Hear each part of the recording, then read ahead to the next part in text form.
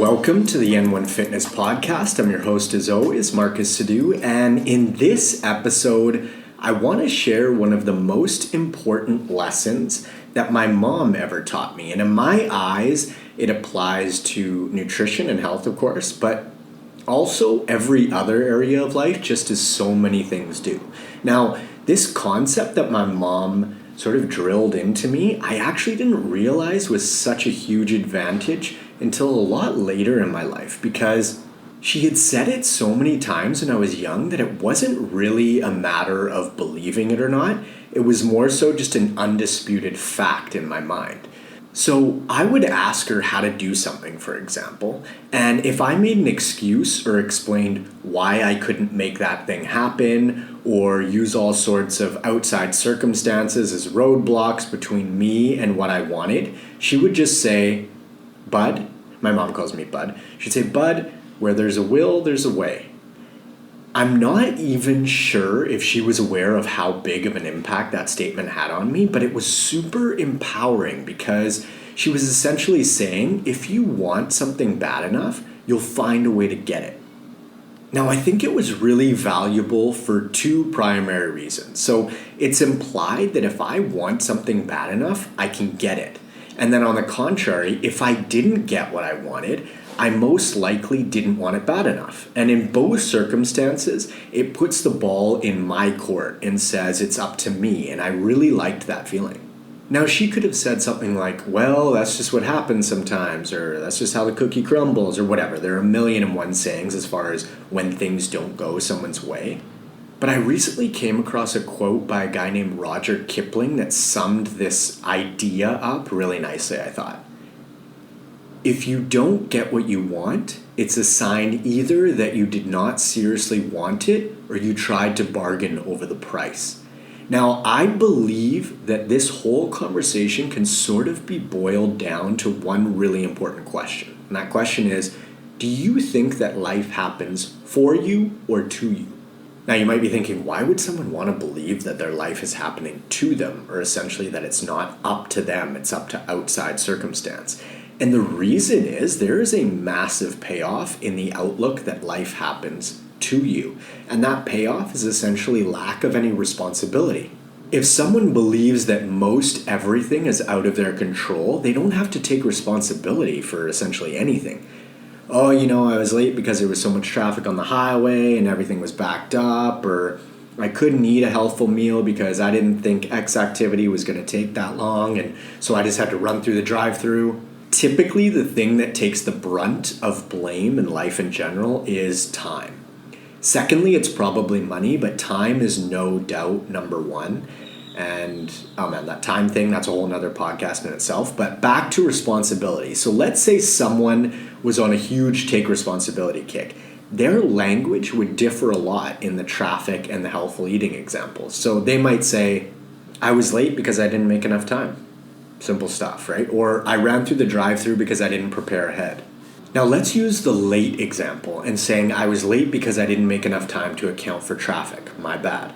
This not only empowers you, it's also typically a better experience for the person you're explaining to as well, because they don't see you making excuses and blaming the world, essentially. They see you owning the fact that you didn't manage your time properly, and therefore they feel better too because you admitted it. Now, this doesn't work if you're just late every single time and you're like, I didn't allow enough time, my fault. That's a different story, right? But owning your actions benefits you and the other because honestly, people can sniff out excuses super easily. I think we've all got that ability. So circling back around to my mom saying where there's a will, there's a way, is basically like this ultimate personal responsibility and accountability concept. There's a pretty big trade-off to be made here because as soon as you agree to take full responsibility, you've got to take responsibility for everything in your life. So the good, the bad, the ugly, all of it. And I can say from experience that I personally don't always like what I see. I'll give you an example for myself. So I was in Colombia for a few months, and man, the Colombians are so kind and welcoming and friendly. And then I recently made a move to Mexico, and I was finding that folks weren't quite as friendly as they were in Colombia. And maybe that's true to a small degree, or maybe not. Cultures differ, right? But I noticed I was telling myself that folks weren't as friendly in Mexico and possibly creating that dynamic. And when I really took a step back and thought about it, I thought, well, maybe it's more me than anything. So I did a little experiment. The next day I went out and just saw how many people I could smile at or say hi to in the street when I was walking around. And shocker, all of a sudden folks seemed a lot more friendly. I was fully just projecting my own experience onto other folks and saying it was their fault that I wasn't feeling very connected versus taking a look at myself first and asking, what am I doing? How am I creating this and how can I shift it? Now, since that day that I altered my perspective and took that responsibility on myself, I've noticed a huge change, and all of a sudden I'm connecting with folks a lot more, and it's super empowering because I can't control other people, but I do have full control over myself. So again, it puts the ball in my court, and I like that. Also, I find a helpful way to think about all of this stuff is by asking who or what is the common denominator. So we've all heard this a million times, right? Someone says, I keep attracting these guys that aren't emotionally available, or why do I feel smothered by all the women I meet? Who is the common denominator? I've had this experience a ton of times where aspects of relationships with women are almost identical to one another, but the person is different. So that's when I need to ask myself, what's the same? And the answer is me. I'm the same. Meaning, what am I doing or how am I being to attract this? Because I'm the consistent input here. Now, I do want to acknowledge the fact that outside circumstances obviously exist, of course. Our environment has a huge impact on us and life happens. But once we reach, say, 16, 17, 18, no one can really make us do anything we don't want to do. We're fully able to get jobs and make some money at 16 years old, for example. Your parents couldn't really make you show up, so you could drop out of school, and essentially there's nothing they could do about it because you're at a point where you're self-sufficient enough that you can take care of your basic needs, i.e. food, shelter, water kind of thing. This reminds me of one more quote that a mentor of mine shared with me years ago. I'm full of quotes today, apparently. So I was probably complaining or something like that, and she said to me, Marcus, you want exactly what you have, and you have exactly what you want. Now, at first in my head, I was like, bullshit. I have all sorts of things in my life that I don't want. I want better relationships. I want to be happier. I want to feel more content. I want this. I want that. And it took me years to fully grasp what she was really saying. And once I got it, I realized it was true. And I'll give you an example. Let's say you have some family gathering to go to and you really don't want to go. And you're telling yourself, fuck, I don't want to go do this. I just want to stay home. I want to watch TV or chill out. But you decide to go and you might tell yourself, I didn't want to do this, but I did it for X, Y, and Z reason. The truth is you did want to do it, but it may not be for X, Y, and Z reason. It may have been because the potential repercussions of not going to that family event were worse in your mind than actually going. So maybe you didn't want to deal with the backlash of your family, or maybe potentially the uncomfortable conversations explaining why you didn't go, etc., etc. So when we make decisions, we essentially always do what we want to do, and it may not always seem that way, but if you take a step back and you're really honest with yourself, it's the truth. I'll give you another example. I was talking with a girl I had met in Colombia, and she was renting a room from a woman in the city of Medellin, and she mentioned how much she didn't like where she was staying and how she wanted to leave. And I asked her, well, if you want to leave, how come you don't just leave? Like, nobody's keeping you there.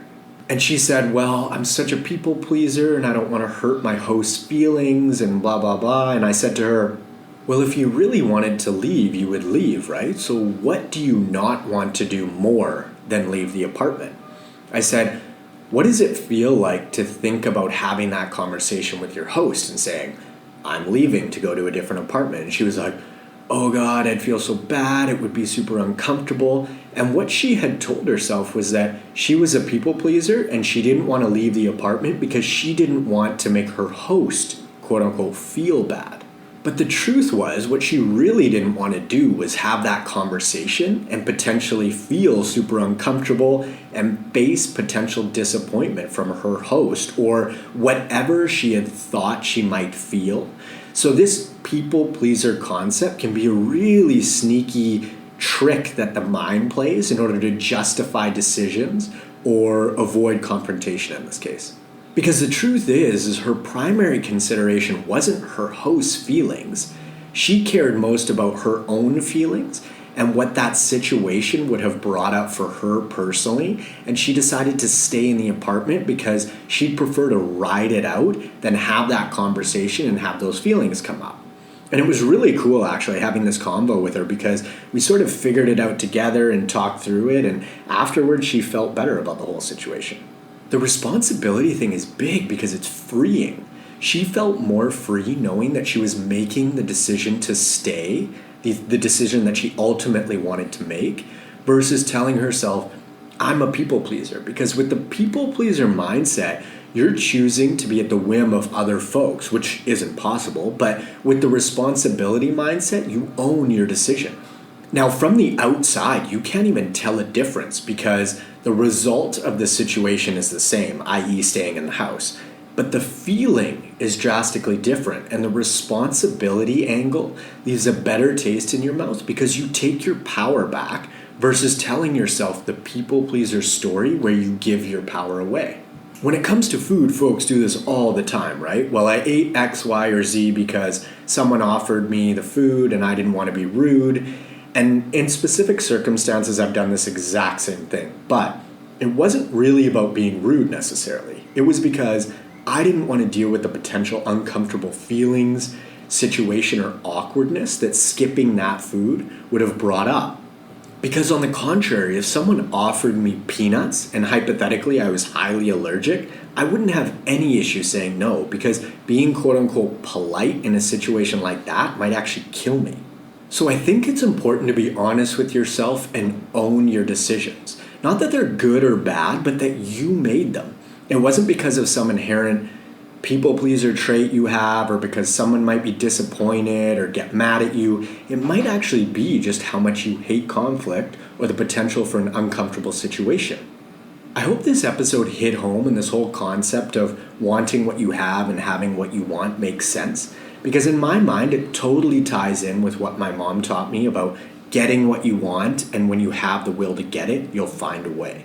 Now, this is something that I'm continuously working on. I am definitely not sitting here saying I've fully figured this out, but I'm implementing this practice because when I see something in my life that I don't like, firstly, I acknowledge that I want it, and if I don't want it anymore, I need to make changes in order to shift it.